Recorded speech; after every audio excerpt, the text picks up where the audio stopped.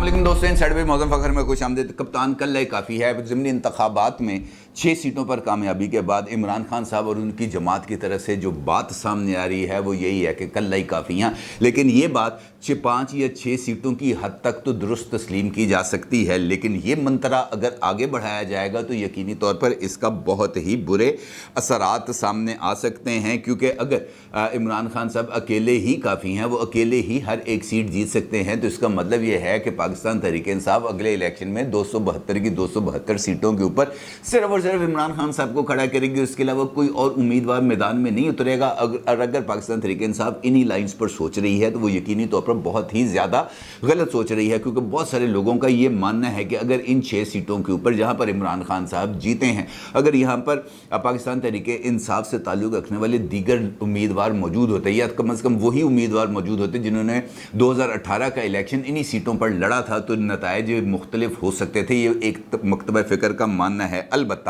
ये ज़रूर है कि कल्ले काफ़ी का जो एक नया नारा पाकिस्तान तहरीक-ए-इंसाफ लेके आ रही है, इस नारे के पीछे भी बहुत सारी लॉजिक्स मौजूद हैं। और ख़ास तौर पर इस नारे के साथ साथ जो एक बात सामने आई है, और वो बात भी पाकिस्तान तहरीक-ए-इंसाफ की टॉप लीडरशिप की तरफ से सामने आई है कि मौजूदा नताइज यानी जो कल के इंतखाबी नताइज आए हैं वो इस्टेब्लिशमेंट के लिए भी एक वाज़े और दो टोक पैगाम है कि जनाब अभी आपके पास आखिरी मौका है अपनी गलती सुधारने का, और अब भी अगर आपने अपनी गलती ना संभाली तो आगे डॉट डॉट है। और तो का मतलब आप जानते ही हैं कि उसके बाद इमरान खान साहब ताकत का मुजाहरा करेंगे, और इस ताकत के मुजाहरा करने के लिए इमरान खान साहब की जमात इस वक्त सर जोड़कर बैठी है। और मुमकिन तौर पर आज ना सिर्फ हतमी फ़ैसला कर लिया जाएगा कि इमरान खान साहब सड़कों पर आएंगे, और आएंगे तो कब आएंगे, लॉन्ग मार्च करेंगे तो कब करेंगे। और इस लॉन्ग मार्च का जो दीगर प्लान्स हैं, जिस तरीके से फवाद चौधरी साहब ने कहा था कि ये अकेला लॉन्ग मार्च नहीं है बल्कि इसके साथ साथ बहुत सारे इवेंट्स जुड़े हुए हैं, तो क्या इमरान खान साहब आज इस इजलास के बाद जिसका ऐलान किया गया है कि इमरान खान साहब एक प्रेस कॉन्फ्रेंस से भी खिताब करेंगे, तो क्या वाक़तन इमरान खान साहब आज एक बड़ा धमाका करने जा रहे हैं? क्योंकि ये धमाका ही अब इमरान खान साहब को अगला कुछ एक्सपोजर देगा। क्योंकि इमरान खान साहब की तरफ से या इमरान खान साहब की जमात ने जो इलेक्शन जीते हैं उसमें से तो जो 2 इम्पॉर्टेंट पहलू हैं जो मेरी नज़र के अंदर सामने आए हैं। एक, इमरान खान साहब की जमात और इमरान खान साहब ने 6 सीटें जीत ली हैं, जबकि पीपल्स पार्टी ने 2 सीटें जीती हैं। मुस्लिम लीग नून एक भी सीट जीतने में कामयाब नहीं हो सकी। अवामी नेशनल पार्टी एक भी सीट जीतने में कामयाब नहीं हो सकी। जमीयत उलमा इस्लाम एक भी सीट जीतने में कामयाब नहीं हो सकी। MQM एक भी सीट जीतने में कामयाब नहीं हो सकी। और ये तमाम जमातों के लिए यकीनी तौर पर एक लम्हे फ़िक्रिया है, और ख़ास तौर पर मुस्लिम लीग नून के लिए। अगर हम मुस्लिम लीग नून की बात करें तो पंजाब के अंदर सेंट्रल पंजाब के अंदर 2 हलके थे जहां पर मुस्लिम लीग नून के उम्मीदवार मैदान में थे। एक फैसलाबाद का हलका था जहां से आबिद शेर अली साहब इलेक्शन लड़ रहे थे,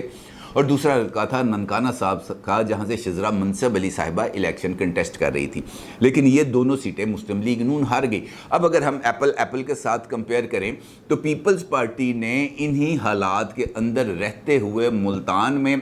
शाह महमूद कुरैशी साहब को हराया, जबकि अब्दुल हकीम बलोच साहब ने मलीर कराची से इमरान खान साहब को हराया। तो ये वाला मोजज़ा यहाँ पर मुस्लिम लीग नून क्यों नहीं कर सकी? और अगर मुस्लिम लीग नून की तरफ नज़र दौड़ाएं तो यहाँ पर हमें कुछ चीज़ें नज़र आती हैं, कुछ चीज़ें बड़ी क्लैरिटी के साथ साबित होती हैं। नंबर 1 कि मुस्लिम लीग नून के पास इन इलेक्शंस को जीतने के लिए या इस इलेक्शन को सीरियसली लेने का कोई इरादा नज़र नहीं आ रहा था। दूसरा पहलू इस बात का ये नज़र आ रहा है कि शहबाज शरीफ साहब बतौर सदर मुस्लिम लीग नून कुछ अपना असर दिखाने में कामयाब नहीं हो सके। तीसरा पहलू ये था कि मरीम नवाज़ साहिबा जिन्होंने 10 अक्टूबर से अपना एक प्रोग्राम शेड्यूल किया हुआ था इन हलकों में जलसे करने का, मरीम नवाज़ साहिबा उस शेड्यूल से पहले ही उनको जैसे ही बरीयत मिली और उनको हाई कोर्ट से पासपोर्ट मिला, उन्होंने कतई नज़र इस बात के कि वो आकर यहाँ पर अपनी इंतखाबी कैंपेन लीड करती मरीम साहिबा ने फौरी तौर पर लंदन के लिए परवाज़ भर ली। और मरीम साहिबा के लंदन जाने के बाद हमजा शहबाज साहब भी घर से बाहर नहीं निकले और उन्होंने भी किसी किस्म की कोई तंजीमी सरगर्मी नहीं की। इसका मतलब ये है کہ مسلم لیگ نون کے لیے اس وقت پنجاب کی بیٹل گراؤنڈ کے اوپر کچھ سب چیزیں بہت زیادہ اچھی نہیں ہیں، اور خاص طور پر مریم نواز صاحبہ اور نواز شریف صاحب کی عدم موجودگی سے یہ بات ثابت ہو گئی ہے کہ مسلم لیگ نون میں اگر کوئی بندہ اپنا نقطہ نظر ایکسپریس کر سکتا ہے یا اپنا بیانیہ تشکیل دے سکتا ہے یا لوگوں کو موٹیویٹ کر کے باہر نکال سکتا ہے تو وہ نواز شریف صاحب ہیں یا مریم نواز صاحبہ ہیں. اور اسی لیے میرا یہ خیال ہے کہ اب مسلم لیگ نون کے اندر بہت زیادہ تنظیمی تبدیلیاں ہونے جا رہی ہیں، اور ممکنہ طور پر مریم نواز صاحبہ کو شہباز شریف صاحب کے ساتھ ریپلیس کر دیا جائے گا، اور شہباز شریف صاحب سے پارٹی صدارت لے کر مریم نواز صاحبہ کے حوالے کر دی جائے گی. اب یہاں پر سوال یہ پیدا ہوتا ہے کہ کیا مریم صاحبہ کے پارٹی صدر بننے کے بعد مسلم لیگ نون 2023 میں ہونے والے عام انتخابات میں پاکستان تحریک انصاف کو ٹف ٹائم دے سکے گی یا نہیں؟ وہ تمام حلقے جو مسلم لیگ نون جیتتی آئی ہے ان حلقوں سے عمران خان صاحب کو نکال باہر کر سکے گی یا نہیں؟ 2023 میں ایک مرتبہ پھر حکومت بنا سکے گی یا نہیں؟ یہ ایک بہت بڑا چیلنج ہوگا، کیونکہ مسلم لیگ نون نے اپنی تمام تر پولیٹیکل پروگریشن کا دار و مدار رکھا ہوا ہے نواز شریف صاحب پر اور نواز شریف صاحب کی وطن واپسی کے اوپر. اور جب تک نواز شریف صاحب، ان کا یہ ماننا ہے کہ جب تک نواز شریف صاحب وطن واپس نہیں آئیں گے ان کے لیے کوئی ونڈو آف اپرچونٹی نہیں کھل سکتی، اسی لیے وہ پولیٹیکل گراؤنڈ کو جو ہے وہ خالی چھوڑتے چلے جا رہے ہیں، کیونکہ ان کا یہ ماننا ہے کہ ان حلقوں پر محنت کرنے کا کیا فائدہ جب یہاں سے عمران خان صاحب نے دوبارہ جیت جانا ہے، یا انہوں نے جیتنے کے بعد اسمبلی میں نہیں جانا اور یہ سیٹیں خالی کرنی ہیں، یہاں پر پھر بائی الیکشن ہونے ہیں، تو لہٰذا اس کے اوپر اپنی توانائیاں ضائع کرنے کا کیا فائدہ. لیکن کچھ چیزیں ایسی ہوتی ہیں جن کا تعلق آپٹکس سے ہوتا ہے، جن کا تعلق رائے عامہ سے ہوتا ہے، جن کا تعلق اس بات سے ہوتا ہے کہ سیاسی میدان میں کون کھڑا رہا اور کس حد تک کھڑا رہا. یہ لوگ سٹیٹس کے اوپر نہیں جاتے. میچ کا جب رزلٹ آتا ہے تو پتہ چلتا ہے کہ فلاں جیت گیا فلاں ہار گیا. اس وقت کوئی بندے اس بات کا تعین نہیں کرتے کہ اس میچ میں فلاں بولر نے اتنی وائڈ بولیں کی، اتنی نو بولیں کی، فلاں نے کیچ چھوڑا. یہ تمام چیزیں میچ کے دوران تو اہمیت کے حامل ہوتی ہیں، لیکن میچ ختم ہونے کے بعد ان تمام چیزوں کی کوئی ویلیو نہیں ہوتی، صرف نتیجہ ہی میٹر کرتا ہے، اور یہ آپٹکس ہیں جن آپٹکس کو نظر انداز نہیں کیا جا سکتا. دوسری جانب پاکستان پیپلز پارٹی ہے. پاکستان پیپلز پارٹی نے خاموشی کے ساتھ اپنے 2 سیٹوں کے اوپر نہایت ہی اچھے انداز میں، نہایت ہی منظم انداز میں اپنے تمام تر اتحادیوں کو ساتھ لے کر، سب کو ساتھ جوڑ کر الیکشن لڑا اور الیکشن میں کامیابی حاصل کی. تو اس صورتحال میں یہ بھی سوال ہے کہ یہ سارا کچھ باقی حلقوں میں کیوں نہیں ہو سکا، اور اس کا یقینی طور پر جو حکومتی اتحاد ہے اس میں شامل جماعتوں کو اس کے اوپر سنجیدگی کے ساتھ غور کرنا چاہیے. اب اگر ہم عمران خان صاحب اور ان کی جماعت کی طرف دیکھیں تو یہ رائے پائی جاتی ہے مختلف لوگوں کے اندر کہ اگر عمران خان صاحب کی جگہ پر دیگر امیدوار ہوتے تو نتیجہ شاہ محمود قریشی صاحب کی صاحبزادی جیسا ہی آتا، یعنی وہ تمام لوگ ہار جاتے اور عمران خان صاحب جیت جاتے. میری رائے کے اندر شاید اس بات کے اندر اتنی زیادہ صداقت نہیں ہے. ہاں یہ ضرور ہوتا کہ شاید ایک آدھ سیٹ اور بڑھ جاتی، شاید یہ ضرور ہوتا کہ عمران خان صاحب نے جو 20,000 سے جس حلقے میں جیتے ہیں وہاں سے دوسرا کینڈیڈیٹ 8,000 سے یا 6,000 سے جیت جاتا. لیکن جو ان کا مومنٹم بنا ہوا ہے اس مومنٹم کو اس طریقے سے توڑنا میرا خیال ہے کہ شاید ممکن نہ ہوتا. اب آپ کو ایک چھوٹی سی مثال دیتا ہوں کہ اس سال فیبروری سے لے کر اکتوبر یہ وہ عرصہ ہے جہاں پر عمران خان صاحب نے مسلسل احتجاجی سیاست کی ہے، جلسے کیے ہیں، جلوس نکالے ہیں، انٹرویوز دیے ہیں، پوڈ کاسٹ کیے ہیں، سوشل میڈیا انفلوئنسر سے بات کی ہے، ہر ایک ٹاپک کے اوپر انہوں نے گفتگو کی ہے. اور جو سٹیٹس سامنے آ رہے ہیں اس کے مطابق عمران خان صاحب نے اب تک مجموعی طور پر فروری سے لے کر اکتوبر تک تقریباً 127 جلسے کیے ہیں.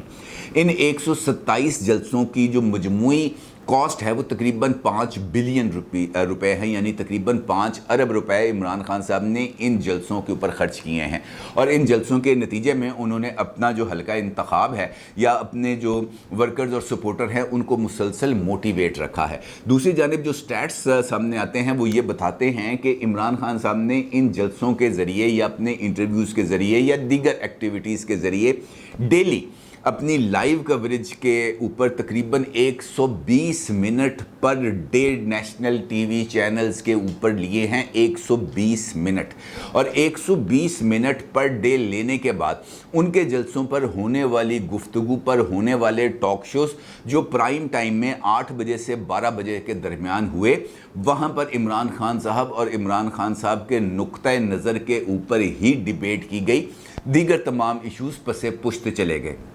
اس کا مطلب یہ ہے کہ 120 منٹ عمران خان صاحب نے پر ڈے براہ راست خود اپنے نام پڑھ لیے، اور اس کے بعد جو اگلے 4 گھنٹے ہیں وہ عمران خان صاحب کے نام کے اوپر ڈسکشن ہوتی رہی، تو اس کے نتیجے میں کچھ ڈیولپمنٹس ہیں جس کے ذریعے ان کا پیغام چاہے مثبت انداز میں چاہے منفی انداز میں لوگوں تک پہنچتا رہا۔ تو جو ہماری حکمران اتحاد ہے، اگر ہم اس کے سٹیٹس اس کے ساتھ ملائیں تو وہ زمین اور آسمان کا فرق ہے۔ اس طرح لگتا ہے کہ جیسے حکمران اتحاد عمران خان صاحب سے کوئی 10,000 نوری سال کے فاصلے پر ہے، اور دونوں کا کوئی کمپیریزن بنتا ہی نہیں ہے۔ دونوں کے درمیان اگر ہم دیکھیں تو وہ مجموعی طور پر اب میرا خیال ہے کہ چند گھنٹے بنیں گے جہاں پر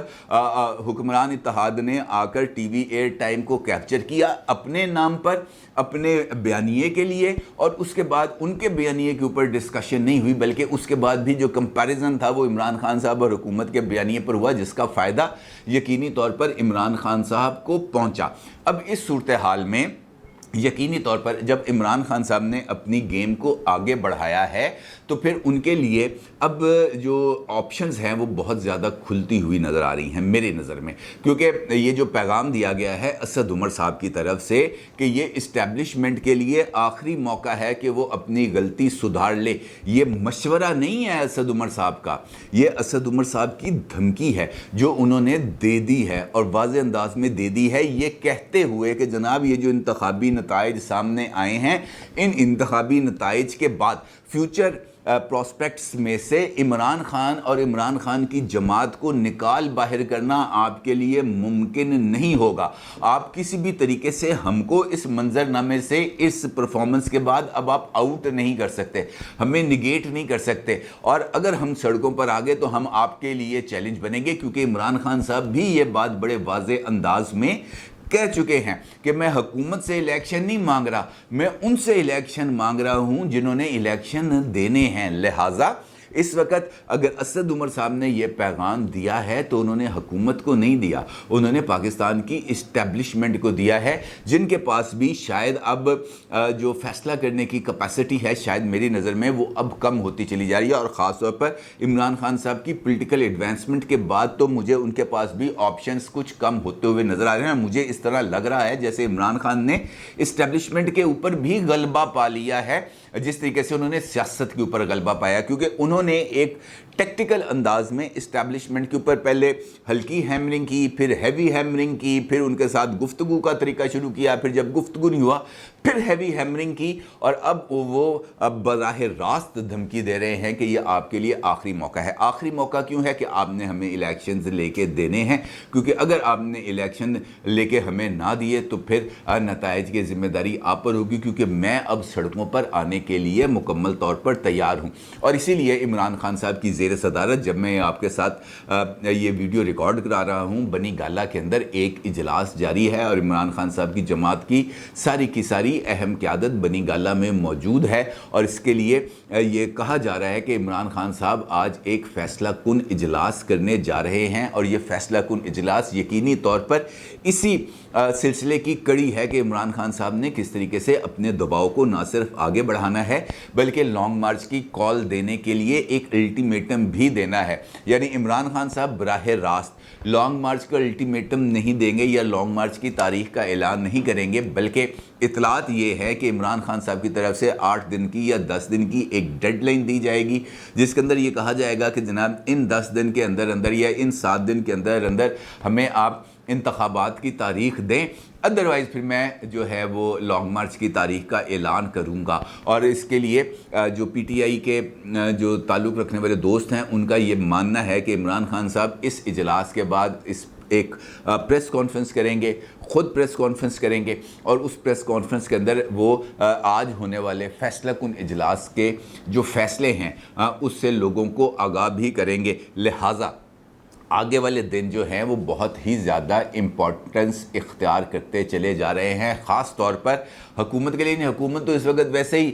دہی کے ساتھ روٹی کھا رہی ہے، اس کو تو اس بارے سے ہم اس گیم سے الگ ہی کر دیں، کیونکہ وہ صرف پارلیمنٹ کے اندر اپنا 172 کے میجیکل نمبر کے اوپر ہی حکومت کر رہی ہے۔ ان کو اس بارے سے اس حوالے سے کچھ لینا دینا نہیں ہے کہ سیاسی میدان کے اندر عمران خان صاحب کو روکے گا کون، کیونکہ روکنے والا ابھی ان کے پاس کوئی اویلیبل ہے ہی نہیں، کیونکہ جو روکنے والا ہے وہ اس وقت لندن میں موجود ہے، اور لندن کے اندر سے ابھی اس بارے میں کوئی حتمی اعلان نہیں آیا کہ جناب اس شخصیت نے یعنی نواز شریف صاحب نے کس وقت پاکستان آ کر عمران خان کے یہ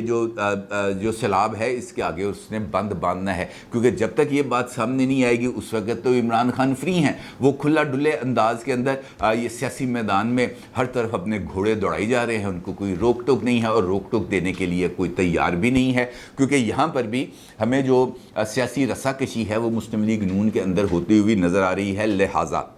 عمران خان صاحب کی طرف سے جو پولیٹیکل ایڈوانسمنٹس ہیں